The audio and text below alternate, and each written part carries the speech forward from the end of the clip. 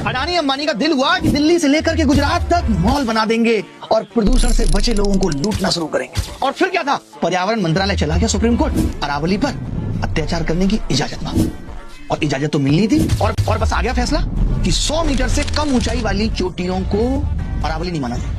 अब एक बात बताओ, अरावली पर्वत है या सुपरनोवा की 110 फ्लोर की बिल्डिंग या दुबई का बुर्ज खलीफा जो ऐसे से शुरू होगा और खत्म हो जाएगा? अरे भैया पर्वत है, ऐसे ऐसे ऐसे ऐसे चलेगा और पर्वत बनेगा।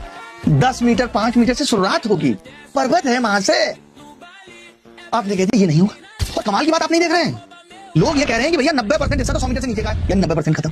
फिर एक और क्या है कि अगर 500 मीटर की दूरी पर है तो उसे भी अरावली का हिस्सा नहीं माना जाएगा, यानी अरावली खत्म। मेरी एक बात समझ नहीं आ रही, छोटे बड़े बहुत बड़े सब इन्फ्लुएंसर, सब जीएस के टीचर, खान साहब, सब यही बता रहे हैं कि अरावली से इतना नुकसान हो जाएगा, ये हवाएं यहाँ आएंगी, हिमालय पे चिपक जाएंगे, हिमालय ढह जाएगा। तमाम तरीके का लॉजिक दे रहे हैं। तो मेरी ये समझ में नहीं आ रही कि ये लॉजिक उस कमेटी ने क्यों नहीं बताए जब ये फैसला आने वाला था।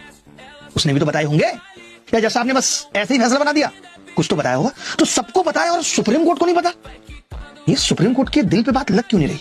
क्यों ना एक प्रेस कॉन्फ्रेंस करके बता दिया जाए कि माजरा क्या है। मैं भी एक इंटरव्यू देखा था, पर्यावरण मंत्री हैं भूपेंद्र जी, वो इस चीज को ठहरा रहे थे सही। उनका कहना यह था कि देखिए भाई, अरावली पर्वत पे क्या है, 60% पे तो एग्रीकल्चर ऑलरेडी है, तो मिटाने का सवाल ही नहीं उठता।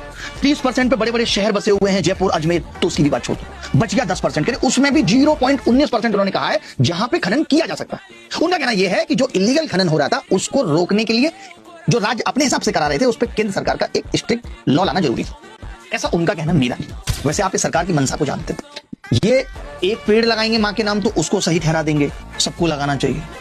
ये एक तरफ गांधी को बुरा भला कहेंगे और फिर कहेंगे कि गांधी स्वच्छ योजना चला देंगे। तो इनका समझ में नहीं आता कि ये जो करते हैं उसको ही ये सही ठहरा देते हैं। अभी इतने सारे ये पेड़ काटेंगे तो पेड़ काटने को सही ठहरा देंगे।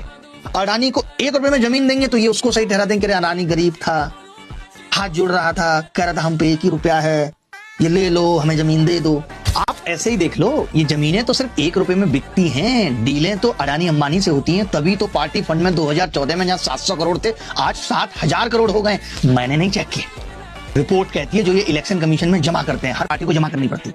तो भैया इस तरीके से देश के संसाधनों को बेचा जा रहा है और अपनी जेबें भरी जा रही हैं। और ऊपर से सब क्या करें, आगे आने वाली पीढ़ी का सोचो, आगे आने वाली पीढ़ी का सोचो। ये कैसे सोचेंगे? इनकी तो कोई पीढ़ी आगे आने वाली है ही नहीं। बल्ले बल्ले, इनको क्या मतलब, ये तो चले जाएंगे ऐसे करके।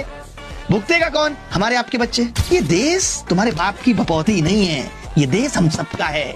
अगर 5,000 ट्रैक्टर राजस्थान से चल दिए हैं अरावली का फैसला बदलवाने के लिए, तो जैसे कुत्ते वाला फैसला बदला था ये भी बदला जाना चाहिए। सेव अरावली, सेव पेड़, सेव युवा भारत का जो बेरोजगारी की मार से करा रहा है। सब कुछ सेव करने की जरूरत है महाराज, यशस्वी साहब।